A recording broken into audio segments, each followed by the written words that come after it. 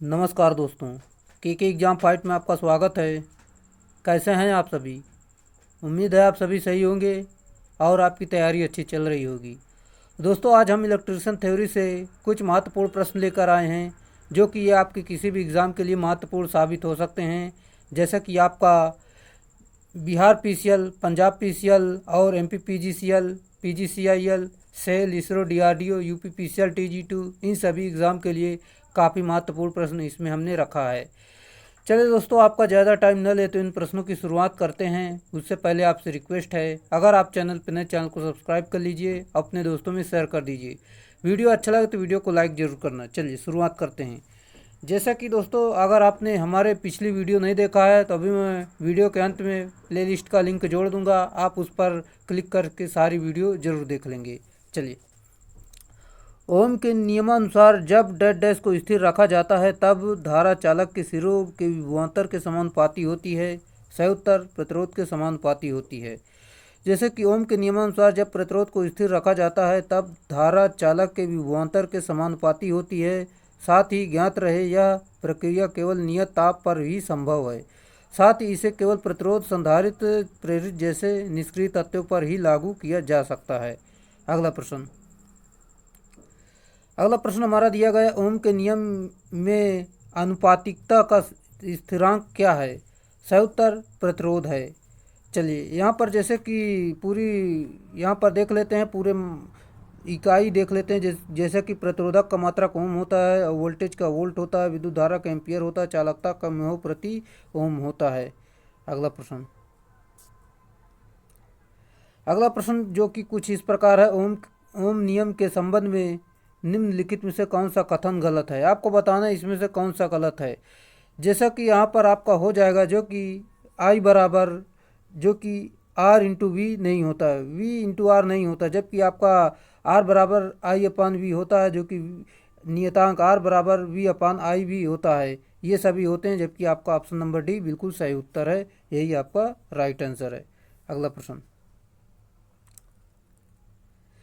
अगला प्रश्न हमारा दिया गया, एक ओमिक घटक का वीआई वक्र का आकार होगा। सही उत्तर जो कि सीधी रेखा होगा। एक ओमिक घटक का वीआई वक्र का आकार एक सीधी रेखा में होता है, क्योंकि वोल्टता में रेखीय परिवर्तन से धारा रेखीय क्रम में बढ़ती एवं घटती है। अगला प्रश्न आपका दिया गया, निम्न में से क्या ओम के नियम का पालन नहीं करता है? सही उत्तर जो कि यहाँ पर ट्रांजिस्टर, डायोड और यहाँ पर आपका हो गया जो कि बल्ब का फिलामेंट, ये ओम के नियम का पालन नहीं करते हैं, जबकि आपका रेजिस्टेंस ओम के नियम का पालन करता है। पूरी जानकारी आपको बताते हैं, जो कि इस प्रकार है। जैसे कि दिया गया है, जो पुर्जे ओम, किरचॉफ आदि के नियम का अनुपालन नहीं करते हैं वे एक्टिव पुर्जे कहलाते हैं। जैसे कि आपका डायोड हो गया, ट्रांजिस्टर हो गए, वैक्यूम ट्यूब हो गए, सीआर, डायक, ट्रायक, एलईडी आदि होते हैं। जो पुर्जे ओम के, किरचॉफ आदि के नियम का अनुपालन करते हुए पैसिव पुर्जे कहलाते हैं, जो कि प्रतिरोधक यानी resistance, air core, inductor, transformer, capacitor, ये सभी आपके होते हैं। चलिए अगला प्रश्न, जैसा कि कवचन यानी आर्मरिंग डेड डैश के ऊपर का भाग होता है। सही उत्तर, इसके ऊपर का आर्मरिंग के ऊपर का भाग जो होता है बेंडिंग होता है। आर्मरिंग बेंडिंग के ऊपर का भाग होता है। केबलों के बाह्य आघातों से बचाने के लिए बेंडिंग में ऊपर कवचन यानी आर्मरिंग का उपयोग किया जाता है। कवचन यानी आर्मरिंग जस्तीकृत इस्पात या एल्युमिनियम के तारों का सघन जाली होता है। अगला प्रश्न जो कि हमारा कुछ इस प्रकार है, जैसे कि यहाँ पर मैं आपको बता दूँ, जैसे कि किस तापमान पर वातावरण में एक कार्बन कंपोजिशन प्रतिरोधक रॉड को इसकी तैयारी के दौरान ढाला जाने की आवश्यकता होगी। सही उत्तर आपका हो जाएगा, जो कि यहाँ पर आपका हाइड्रोजन में 1400 डिग्री सेल्सियस, यही इसका सही उत्तर है। चलिए देख लेते हैं, जो कि इस प्रकार दिया गया आपका हाइड्रोजन में 1400 डिग्री सेल्सियस तापमान और वातावरण में एक कार्बन कंपोजिशन प्रतिरोध रॉड को तैयार करने के लिए निषादित करना आवश्यक है। अगला प्रश्न,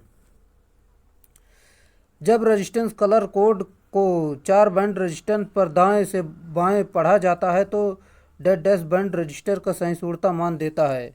सही उत्तर प्रथम। देखते हैं यहाँ पर जो कि इस प्रकार है। जब रजिस्टर का colour code 4 band ABCD register द्वारा दिया जाता है तो दाएं से बाएं पढ़े जाने पर पहला कोड सहिष्णुता को प्रदर्शित करता है। यदि बाएं से दाएं पढ़ा जाए तो चौथा बैंड सहिष्णुता को प्रदर्शित करेगा, जो कि इस प्रकार दिया गया है। अगला प्रश्न आपका है 3 फेज डेल्टा कनेक्शन की लाइन धारा होती है। सही उत्तर जो कि फेज धारा का √3 गुना होती है, जो कि यहाँ पर हम जान लेते हैं जैसा कि दिया गया है। इसमें लाइन धारा फेज धारा से √3 गुना होती है, जो कि यहाँ पर डेल्टा में देख सकते हैं इस प्रकार दिया गया है। आपका डेल्टा में दिया गया है लाइन धारा जो है फेज धारा का √3 गुना होती है, और इसमें जो वोल्टेज जो होती है line phase voltage line voltage के बराबर होती है। चलिए अगला प्रश्न हमारा दिया गया 3 चरण यानी 3 फेज डेल्टा कनेक्शन में लाइन वोल्टेज डैश डैश के गुना के वोल्टेज के बराबर है। सही उत्तर फेज वोल्टेज के। 3 फेज प्रणाली में लाइन धारा फेज धारा के √3 गुना या 1.732 गुणा होती है, जबकि डेल्टा कनेक्शन है तो लाइन वोल्टता फेज वोल्टता के समान रहती है। अगला प्रश्न, कौन सी 3 फेज प्रणाली में कला वोल्टता मापने के लिए कृत्रिम न्यूट्रल की आवश्यकता होती है? सही उत्तर 3 वायर डेल्टा संयोजित प्रणाली, ये आपका राइट आंसर है। देखते हैं यहाँ पर जो कि 3 वायर डेल्टा संयोजित प्रणाली में फेज वोल्टता मापने के लिए कृत्रिम न्यूट्रल की आवश्यकता होती है। ज्ञात रहे डेल्टा संयोजन में न्यूट्रल की उपस्थिति होती है। अगला प्रश्न जो कि इस प्रकार है, जैसा कि यहाँ पर हम आपको दिखा देते हैं। जैसा कि स्टार कनेक्टेड सिस्टम में 3 फेज संतुलित लोड में निरावेशित चालक में धारा क्या है? सही उत्तर किसी एक फेज में न्यूनतम धारा से भी कम होती है। स्टार कनेक्टेड में सिस्टम में 3 फेज असंतुलित लोड में निरावेशित चालक में धारा किसी एक फेज से न्यूनतम धारा से भी कम होती है, और स्टार कनेक्टेड सिस्टम में न्यूट्रल की उपस्थिति इसे वितरण आदि अनुप्रयोगों के लिए बेहतरीन बनाती है। अगला प्रश्न हमारा दिया गया जैसा कि 3 फेज 4 तार प्रणाली के भार समानता होते हैं। सही उत्तर असंतुलित होते हैं। 3 फेज 4 तार वितरण में भार समानता असंतुलित होता है, क्योंकि द्वितीयक वितरण के लिए लोड की मांग क्रमागत परिवर्तनशील होती है। अगला प्रश्न हमारा दिया गया ड्राई सोल्डर एक इलेक्ट्रॉनिक परिपथ है जिसका परिणाम हो सकता है। सही उत्तर ड्राई सोल्डर नामक कोई पद नहीं होता है, जो कि इसके नाम का कोई पद ही नहीं होता। ड्राई सोल्डर एक इलेक्ट्रॉनिक परिपथ है जिसका परिणाम कुछ नहीं होता है। सोल्डर एक मिश्र धातु है, यह टिन एवं लेड से मिलकर बनता है। परिपथ में टाँका लगाने हेतु इसका प्रयोग हम करते हैं। अगला प्रश्न, धारा का वहन करने वाला एक लंबा सीधा कंडक्टर एक रिंग के अक्ष के साथ पड़ता है। रिंग पर एक बल डालेगा यदि रिंग। सही उत्तर धारा का वहन करता है, ये इसका राइट आंसर है। देख लेते हैं। धारा का प्रवाह करने वाला एक लंबा सीधा चालक एक रिंग के अक्ष के साथ पड़ता है। चालक रिंग पर एक बल डालेगा यदि रिंग धारा का वहन करता है, क्योंकि जब एक तार यानी चालक में धारा प्रवाहित होती है तो कोई बल एक दूसरे पर आरोपित नहीं होगा। चूंकि बल हेतु दोनों तारों में धारा का प्रवाह होना जरूरी होता है, चाहे वो एक समान दिशा में हो या विपरीत दिशा में हो। अगला प्रश्न टंगस्टन फिलामेंट का प्रतिरोध है। सही उत्तर लगाई गई वोल्टेज में वृद्धि के साथ बढ़ता है, ये इसका सही उत्तर है। देखते हैं यहाँ पर जो कि इस प्रकार दिया गया है। टंगस्टन फिलामेंट का प्रतिरोध लगाई गई वोल्टेज में वृद्धि के साथ बढ़ता है, क्योंकि टंगस्टन एक शुद्ध पदार्थ है, अर्थात टंगस्टन का प्रतिरोध ताप गुणांक धनात्मक होता है, अर्थात ताप बढ़ने पर प्रतिरोध बढ़ता है, जो कि इस प्रकार जान सकते हैं। अगला हमारा प्रश्न दिया गया 2 या 2 से अधिक सेल के एक समूह को डैश डैश कहा जाता है। सही उत्तर बैटरी कहते हैं। सेलों को समूह को बैटरी कहते हैं। बैटरी के निर्माण का तात्पर्य है कि क्षमता एवं उपयोगिता को बढ़ाना होता है। अगला प्रश्न, बैटरी के परिप्रेक्ष्य में SLA का पूर्ण स्वरूप क्या है? सही उत्तर सील्ड लेड एसिड सेल, जो कि सील युक्त सीसा अम्ल बैटरी होती है। जैसे कि SLA एक टर्म बैटरी के परिप्रेक्ष्य में परिभाषित है। सील्ड लेड एसिड जो कि सील युक्त सीसा अम्ल यानी लेड एसिड बैटरी होती है। ये एक बैटरी दी गई है, आपको बताना है ये कौन सी बैटरी है। सही उत्तर जो कि लेड एसिड बैटरी दी गई है। चित्र में आपकी लेड एसिड बैटरी का दिखाया गया है। लेड एसिड बैटरी में इलेक्ट्रोलाइट के रूप में तनु सल्फ्यूरिक अम्ल का प्रयोग किया जाता है। यह एक द्वितीयक प्रकार का सेल होता है जिसका मुख्यतः उपयोग मोटर गाड़ियों में किया जाता है। अगला प्रश्न, द्वितीयक बैटरी का दूसरा नाम क्या है? सही उत्तर एक्यूमुलेटर होता है। द्वितीयक बैटरी का दूसरा नाम एक्यूमुलेटर। इस प्रकार की बैटरियों को पुनः प्रयोग में लाया जा सकता है। बैटरियों का प्रयोग अनवरत रूप से ऊर्जा उपलब्धता के लिए किया जाता है। अगला प्रश्न, एक बैटरी की सामान्य विशेषताएं क्या है? सही उत्तर वोल्टेज एवं एम्पियर घंटे होती हैं। एक बैटरी की सामान्य विशेषताएं वोल्टेज और एम्पियर घंटा होती हैं। यही वास्तव में बैटरी की क्षमता कहलाती है। ज्ञात रहे लेड एसिड बैटरी को वोल्ट एम्पियर क्षमता इसके वाट आवर क्षमता से अधिक होती है तथा यह लगभग 90 से 95% तक होता है। अगला प्रश्न, बैटरी का कार्यकाल आरोही क्रम में बताइए। जैसे कि यहाँ पर मैं आपको बता दूं, जो कि लेड एसिड सेल, फिर इसके बाद एडिशन सेल, फिर निकिल कैडमियम सेल आपका आरोही क्रम में होता है। यानी आपका जैसे कि बढ़ते क्रम में इनका जीवन काल होता है। जैसे कि बैटरी का आवर्त कार्यकाल क्रम में निम्नलिखित प्रकार से देख सकते हैं। लेड एसिड सेल और Edison cell, nickel cadmium cell आदि होते हैं। हाइड्रोमीटर का प्रयोग सेल के डेड डैश के परीक्षण हेतु किया जाता है। सही उत्तर अपेक्षित घनत्व। अगला प्रश्न, निम्नलिखित में से कौन सी बैटरी रख रखाव मुक्त नहीं है? सही उत्तर जो कि यहाँ पर निकिल फेरस जो है रख रखाव मुक्त नहीं होती है। लेड एसिड सेल की तुलना में निकिल लौह सेल को कम रख रखाव की आवश्यकता होती है। लेड एसिड की दक्षता अधिक होती है जो कि 90 से 95% तथा निकिल लौह सेल की दक्षता जो होती है 72 से 80% तक होती है। अगला प्रश्न, लेड एसिड सेल का मूल्य कम तथा निकिल लौह सेल का मूल्य अधिक होता है। लेड एसिड सेल यानी सीसा अम्ल सेल का ईएमएफ चार्जिंग के दौरान 2.1 वोल्ट तथा निकिल लौह सेल का ईएमएफ 1.2 वोल्ट होता है। अगला प्रश्न, निम्नलिखित द्रवों में से किस द्रव में विद्युत चालन होता है? सही उत्तर खारा पानी में। खारा पानी में विद्युत चालन होता है क्योंकि इसमें मुक्त इलेक्ट्रॉन पाए जाते हैं। अशुद्ध जल या शुद्ध पानी में मुक्त इलेक्ट्रॉन नहीं होते हैं। ये के कारण चालन संभव नहीं हो पाता है, अर्थात यह एक कुचालक की भांति व्यवहार करता है। अगला प्रश्न, 15 वोल्ट की बैटरियों को समांतर क्रम में इस प्रकार संयोजित किया है कि बैटरियों के सभी धनात्मक टर्मिनल एक साथ जुड़े हुए हैं, तब परिणामी वोल्टेज क्या होगा? सिंपल सा है, समांतर में जुड़ा है तो आपका कोई वोल्टेज नहीं बढ़ेगा। सभी में समांतर में वोल्टेज समान आपका रहता है। अगर सीरीज में होता तो जुड़ जाता है। चलिए, जैसा कि यहाँ पर एक बार फिर से मैं आपको बता दूं, समांतर क्रम में वोल्टेज समान होता है, अतः परिणामी वोल्टेज 15 वोल्ट ही रहेगा। यदि सीरीज क्रम में होता तो जोड़ा जाए तो परिणामी वोल्टेज सभी बैटरियों का 5 गुना हो जाएगा, जो कि यहाँ पर देख सकते हैं 5 लगे हुए हैं, तो आप 15 × 5 = 75 आपका हो जाएगा।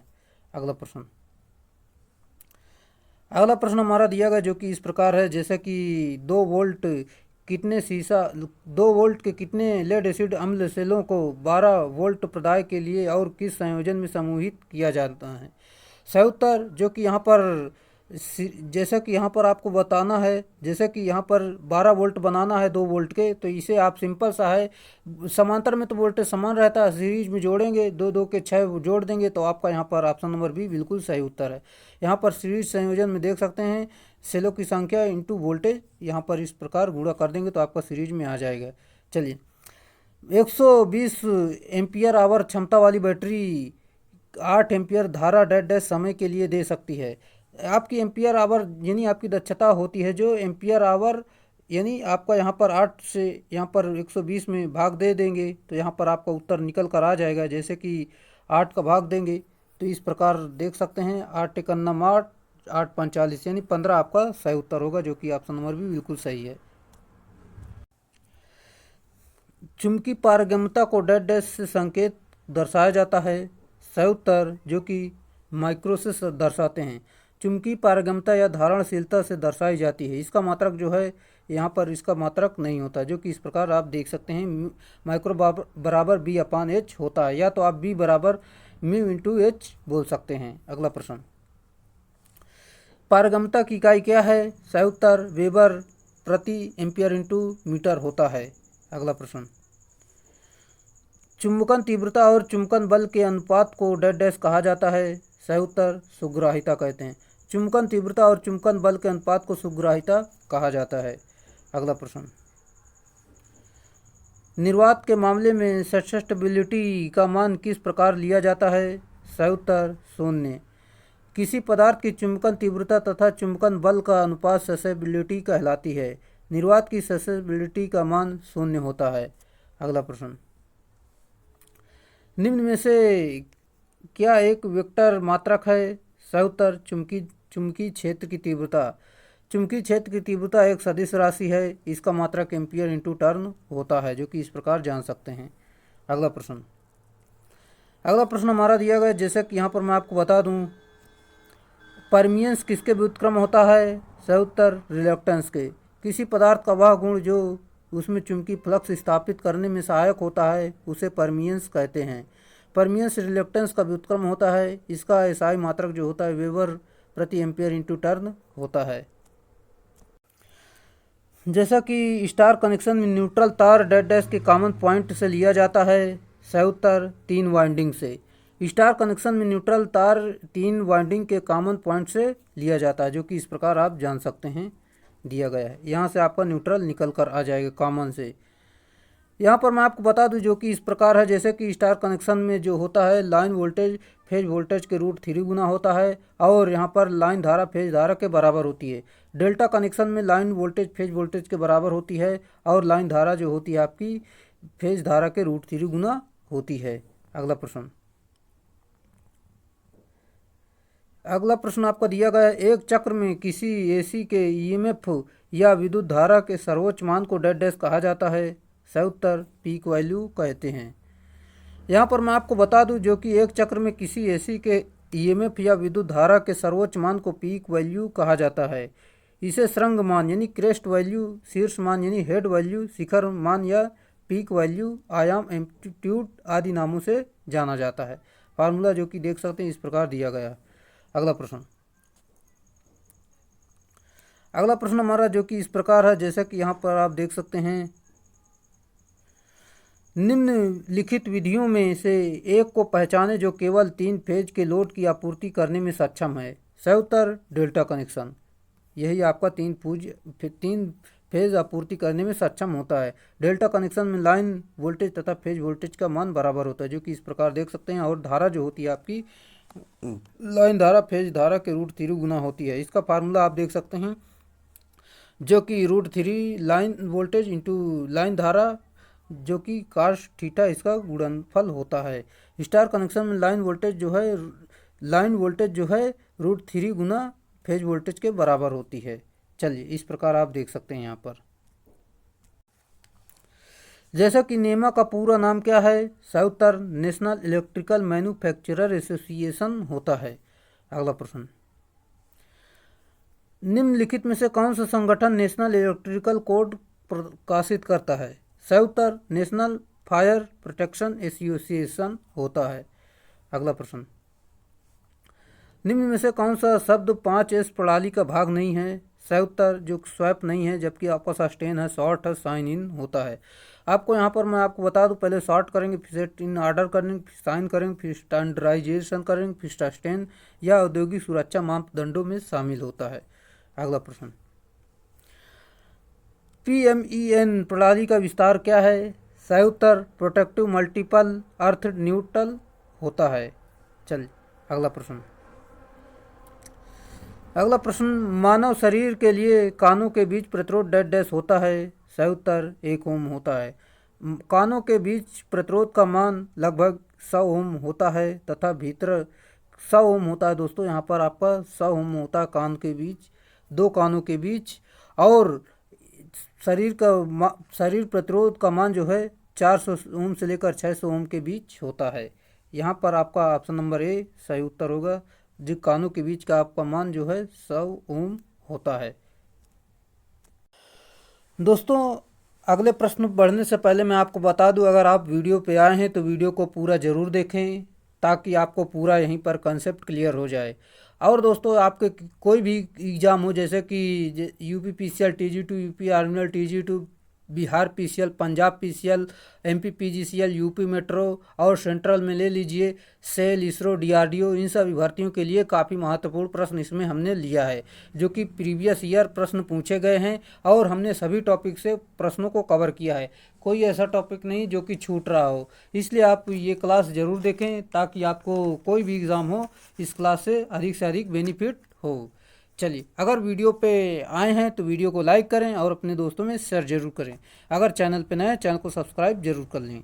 चलिए, जैसा कि दिया गया, एक अच्छी भू संपर्कित प्रणाली में प्रतिरोध का मान क्या होगा? सही उत्तर 1 ओम और 3 ओम के बीच होता है। चलिए देख लेते हैं। अच्छी भू संपर्कन प्रणाली के लिए प्रतिरोध का मान कम से कम होना चाहिए और इसलिए 1 से 3 ओम के बीच का प्रतिरोध उपयुक्त होगा। अगला प्रश्न आई इस कोड के अनुसार भू संपर्कन के लिए किस रंग तार का उपयोग किया जाता है? सही उत्तर जो कि हरा बिल्कुल सही उत्तर है। जो कि आपका लाल जो होता है फेज होता है, काला जो होता है न्यूट्रल होता है, ये नीला भी फेज होता है। चलिए, जैसे कि यहाँ पर मैं आपको बता भी दूँ, RYB जो आपके फेज होते हैं और यहाँ पर जैसे कि हरा अर्थ के लिए होता है, जो कि काला न्यूट्रल के लिए मैंने अभी आपको बताया है। अगला प्रश्न, भूमि के भीतर इलेक्ट्रोड कैसे रखा जाना चाहिए? सही उत्तर जो कि लंबवत रखा जाना चाहिए। भूमि के अंदर इलेक्ट्रोड को लंबवत अर्थात सीधा रखा जाता है। भूमि के अंदर इलेक्ट्रोड को ले जाने से प्रतिरोध का मान कम हो जाता है, जिससे किसी भी पद्धति की ग्राउंडिंग अच्छी हो जाती है। अगला प्रश्न हमारा जो कि इस प्रकार है, भूमिगत किए गए भू संपर्कन इलेक्ट्रोड की स्थापित प्रणाली से दूरी कितनी होनी चाहिए? सही उत्तर 1.5 मीटर होनी चाहिए। भूमिगत किए गए भू संपर्कन इलेक्ट्रोड की स्थापित प्रणाली से दूरी 1.5 मीटर होनी चाहिए। अगला प्रश्न जो कि इस प्रकार है, भू संपर्कन यानी अर्थिंग के संदर्भ में संयोजन शब्द क्या संदर्भित करता है? सही उत्तर कार्यरत उपकरणों के सभी धातु केसिंग को भूमिगत इलेक्ट्रोड प्रणाली से जोड़ना। चलिए देख लेते हैं, जो कि इस प्रकार दिया गया है। जैसे कि यहाँ पर भू संपर्कन यानी अर्थिंग के संदर्भ में सभी कार्यरत उपकरणों के सभी धातु केसिंग को भूमिगत इलेक्ट्रोड से जोड़ना, जिससे कि किसी भी प्रकार की धारा का ग्राउंड किया जा सके। डीसी मशीन की चाल यदि दोगुनी कर दी जाए और फ्लक्स स्थिर रहे तो ईएमएफ क्या होगा? सही उत्तर दोगुना हो जाएगा। जैसे कि डीसी मशीन में ईएमएफ का मान गति के समानुपाती एवं फ्लक्स के व्युत्क्रमानुपाती होता है, जो कि इस प्रकार आप जान सकते हैं। चलिए अगला प्रश्न आपका दिया गया, यदि एक डीसी मोटर की लोड रहित चाल 1350 आरपीएम है और पूर्ण लोड पर 1150 आरपीएम है तो इसकी वोल्टता नियमन डैश होती है। सही उत्तर जो कि यहाँ पर मैं आपको बता दूँ, फार्मूला होता है no load minus full load upon full load होता है। फार्मूले पर मान रखेंगे, सॉल्यूशन करेंगे, आपका 17.39% बिल्कुल सही उत्तर हो जाएगा, जो कि इस प्रकार आप देख सकते हैं। कैलकुलेशन आप खुद से करिएगा। अगला प्रश्न, डैश को परिवर्तित करते हुए एक डीसी मोटर की गति नियंत्रित की जा सकती है। सही उत्तर अनुप्रयुक्त वोल्टता, फ्लक्स प्रति ध्रुव और कवचन यानी आर्मेचर परिपथ का प्रतिरोध, ये सभी इसका सही उत्तर हैं। चलिए देख लेते हैं। हम जानते हैं कि डीसी मोटर की गति का बैक ईएमएफ में संबंध निम्न रूप से प्रदर्शित करते हैं, जो कि इस प्रकार देख सकते हैं, जो कि फार्मूला दिया गया है, विद्युत वाहक बल बराबर के फाई एन होता है, या तो आप इस प्रकार लिख सकते हैं। डीसी मशीन की गति को उपरोक्त सभी कारकों से नियंत्रित किया जाता है, जो कि यहाँ पर दिए गए हैं। अगला प्रश्न, डीसी पार्श्व पथ यानी शंट मोटर की गति का परिकलन करने का सूत्र डैश है। सही उत्तर एन बराबर जो होता है आपका वोल्टेज माइनस आर्मेचर धारा इंटू आर्मेचर रेजिस्टेंस बटे के फाई होता है, यानी फ्लक्स आपका होता है। अगला है,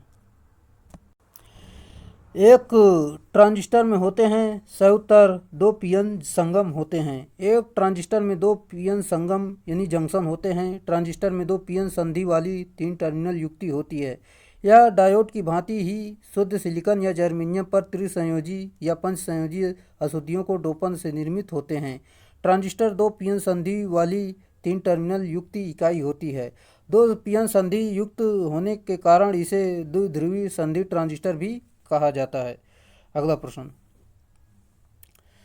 प्रश्न आपका दिया गया, ट्रांजिस्टर एक डैश डैश प्रचालित युक्ति है। सयुतर धारा। ट्रांजिस्टर एक धारा प्रचलित युक्ति है। ट्रांजिस्टर में 3 अर्धचालक खंड होते हैं। आधार उत्सर्जक एवं संग्राहक होते हैं। अगला प्रश्न, ट्रांजिस्टर बायसिंग की वरीयता प्राप्त विधि है। सयुतर वोल्टा विभाजक बायसिंग होती है। ट्रांजिस्टर बायसिंग की वरीयता प्राप्त विधि वोल्टा विभाजक बायसिंग विधि है। ट्रांजिस्टर के प्रचालन के लिए उनके संयोजक पर नियत मान का डीसी वोल्टा प्रदान करना ट्रांजिस्टर बायसिंग कहलाता है। अगला प्रश्न, ट्रांजिस्टर के एक प्रकार के संवेष्टन में कलेक्टर संयोजी सिरे को ग्राउंड किया जाता है, वह संवेष्टन है। सयुतर शक्ति ट्रांजिस्टर संवेष्टन है। जैसा कि ट्रांजिस्टर में एक प्रकार का संवेष्टन में कलेक्टर संयोजी सिरे के ग्राउंड किया जाता है, वह संवेष्टन शक्ति ट्रांजिस्टर संवेष्टन है। इस विधि में ट्रांजिस्टर अवयवी को पीतल अथवा लोहे से निर्मित खोल में बैठाया जाता है। इन ट्रांजिस्टरों का आधार कठोर पीवीसी से निर्मित होता है। अगला प्रश्न,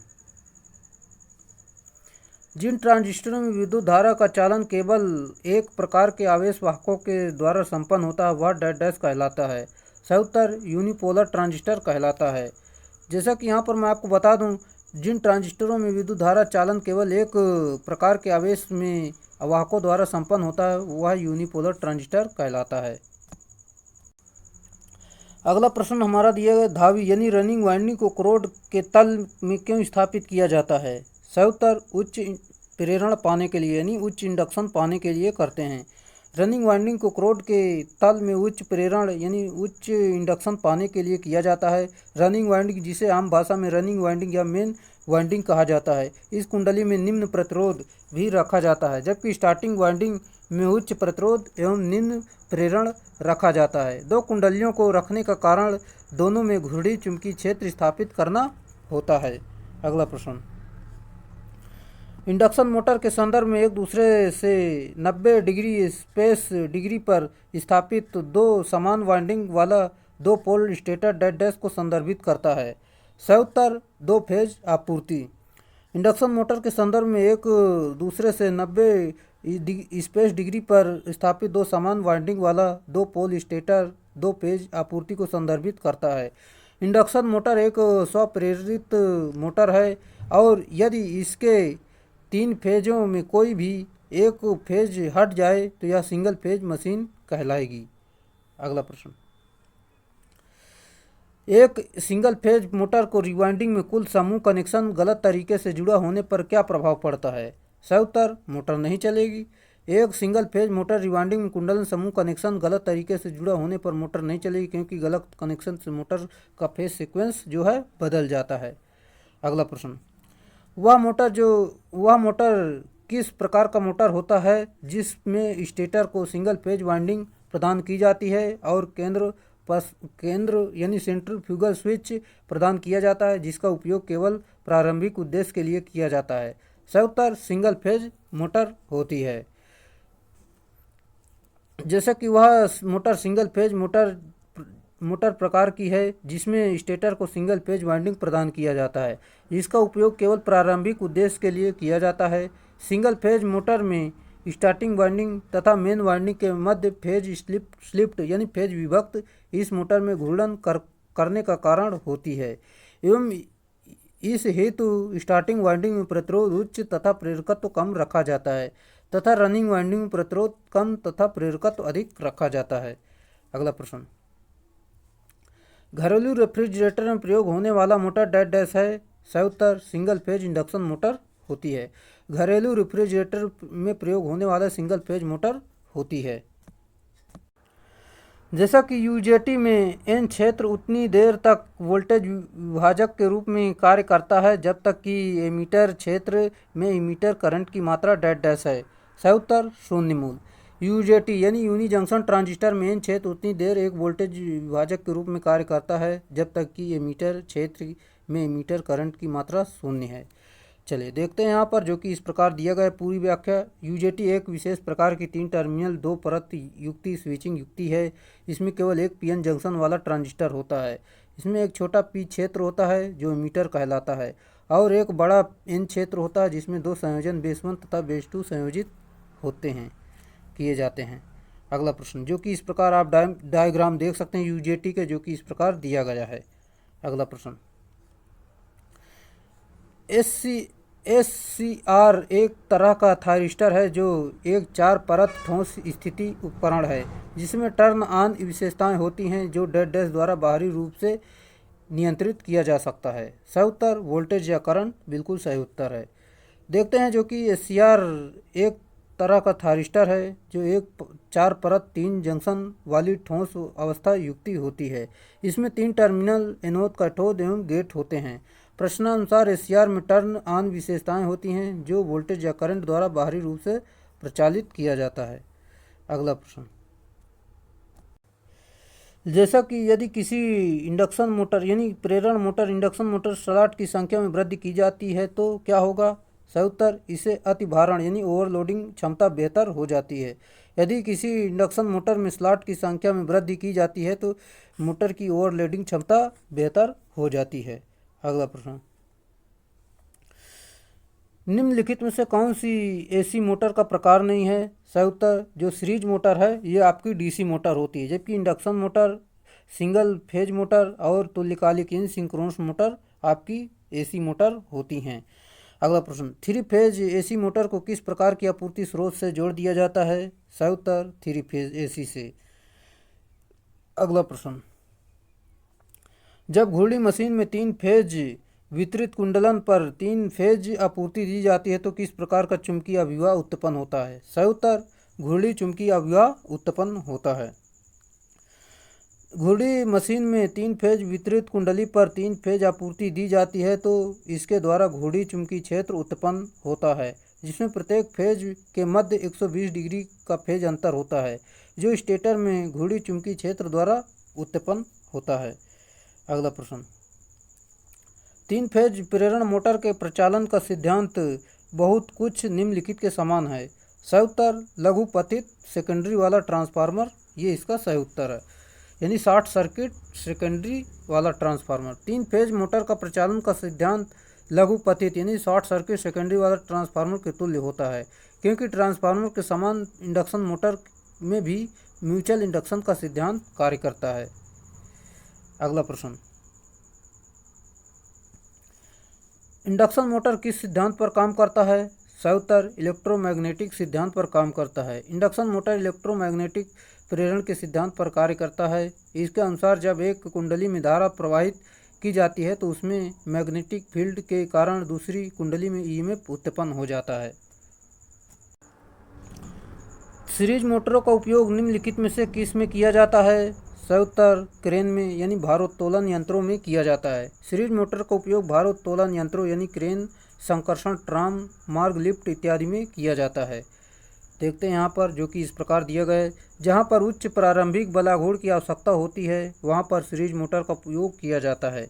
इसका सीरीज फील्ड मोटर विद्युत तार के कम टर्नों का बना होता है तथा यह आर्मेचर के श्रेणी क्रम में जुड़ा रहता है।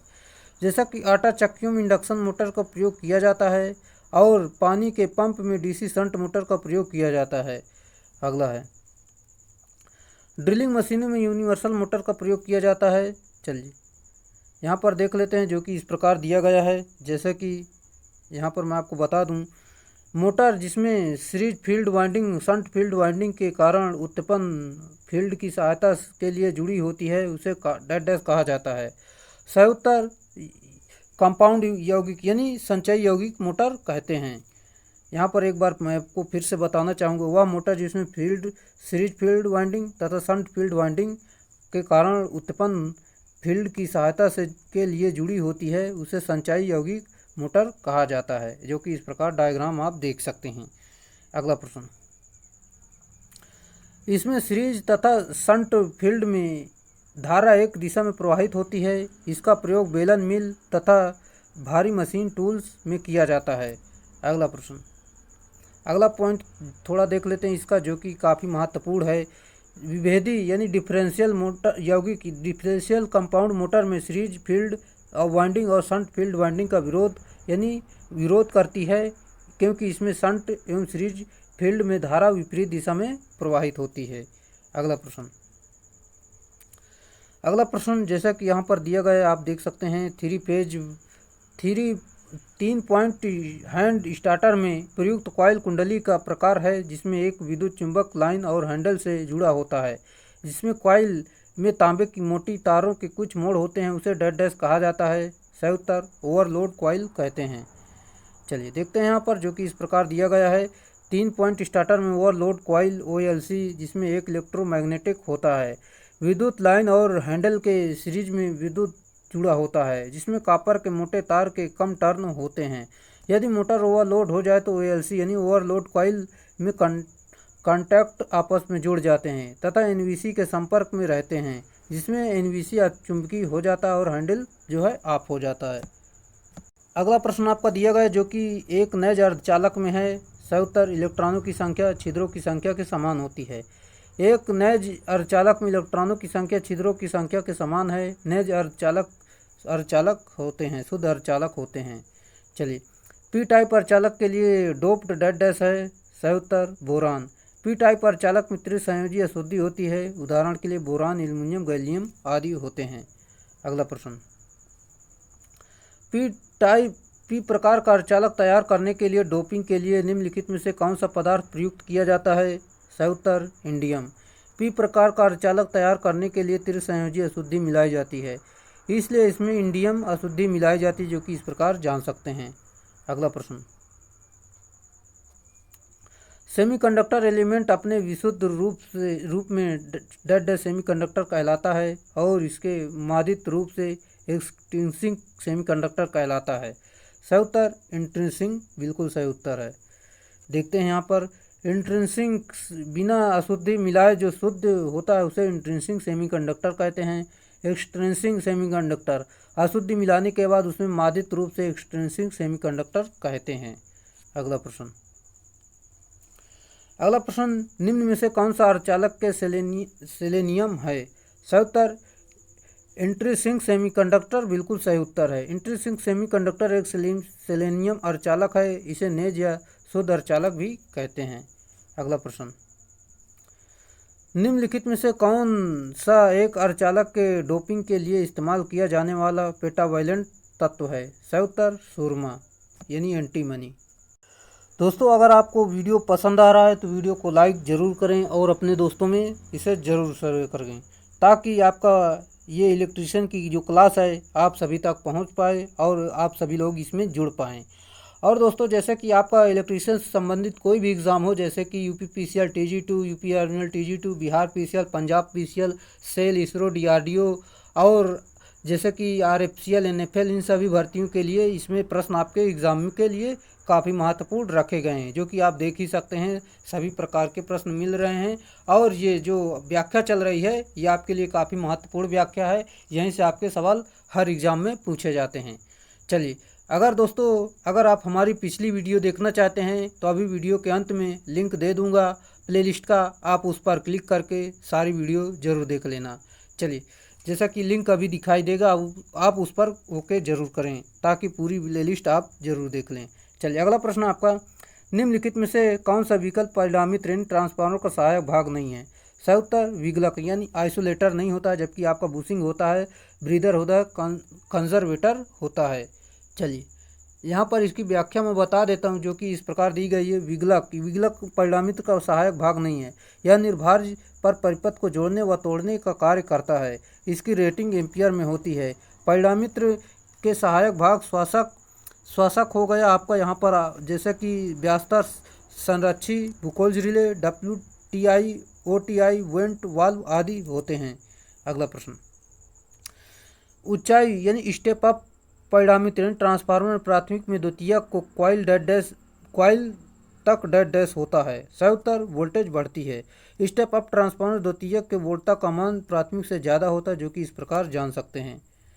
चलिए, यह म्यूचुअल इंडक्शन के सिद्धांत पर कार्य करता है, जो कि इस प्रकार जान सकते हैं। ये पूरा आप फार्मूले का अनुपात है, आप इसे जरूर देख लें। अगला प्रश्न जो कि इस प्रकार हमारा दिया गया है, जिससे कि यहाँ पर मैं आपको बता दूँ, एक ट्रांसफार्मर परिणामी ट्रांसफार्मर में 2 प्रेरित कुंडलियाँ डेड डैश होती हैं। सयुत्तर विद्युत रूप से अलग और चुंबकीय रूप से संबंधित होती हैं, जो कि इस प्रकार आप जान सकते हैं। चलिए, ट्रांसफार्मर प्राथमिक तथा द्वितीयक कुंडली में विद्युत रूप से अलग होती हैं, जिससे कि इसके बीच प्रतिरोध का मान अनंत होता है, परंतु चुंबकीय रूप से प्राथमिक और द्वितीयक एक ही लव कोर से जुड़ा होता है, अर्थात कॉमन चुंबकीय फ्लक्स होता है। एक सिंगल वाट मापी को एक संतुलित 3 फेज प्रणाली में हम इस प्रकार स्थापित किया जाता है कि इसका भार कुंडली के एक फेज और दाब कुंडली अन्य 2 फेज के से जुड़ी वाट मापी मापन करेगा। सयुत्तर प्रतिघाती शक्ति। सिंगल फेज वाट मापी को संतुलित 3 फेज प्रणाली में इस प्रकार स्थापित किया जाता है कि रेटिंग धारा कुंडली एकल फेज में और दाब कुंडली अन्य 2 कलाओं में जुड़ी होती है। वाट मापी प्रतिघाती शक्ति करेगा, जो कि इस प्रकार जान सकते हैं। अगला प्रश्न, एक पाश्चात्य तुल्यकालित्र एक है। सयुत्तर डायनमोमीटर उपकरण है। एक पाश्चात्य तुल्यकालिक डायनमोमीटर उपकरण है। डायनमोमीटर उपकरण में वायु कर्षण अवमंदन प्रणाली इस प्रयोग में लाई जाती है। अगला प्रश्न, दिए गए विकल्पों में से कौन सा वाट मीटर में त्रुटि का प्रकार नहीं है? सयुत्तर संवेदनशीलता यानी संवेदनशीलता मापक यंत्रों में गुण होता है, अर्थात यह त्रुटि का प्रकार नहीं है। अगला प्रश्न, किसी प्रकार का शक्ति गुणक किसके द्वारा मापा जाता है? सयुत्तर पावर फैक्टर मीटर द्वारा मापते हैं। परिपथ का शक्ति गुणांक यानी पावर फैक्टर मीटर द्वारा मापा जाता है। पावर फैक्टर मीटर में कंट्रोलिंग बल नहीं प्रदान किया जाता है। अगला प्रश्न, उस मापक यंत्र को क्या कहते हैं जिसमें नियंत्रक बलाघूर्ण अनुपस्थित होता है? सयुत्तर पावर फैक्टर मीटर। अगला प्रश्न, कॉस फाई किस प्रकार लिखा होता है? सयुत्तर शक्ति गुणांक मीटर द्वारा लिखा होता है, जो कि इस प्रकार आप जान सकते हैं।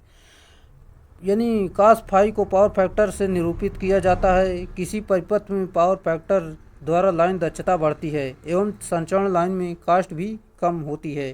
पावर फैक्टर वास्तविक एवं आभासी शक्ति का अनुपात होता है, जो कि इस प्रकार जान सकते हैं।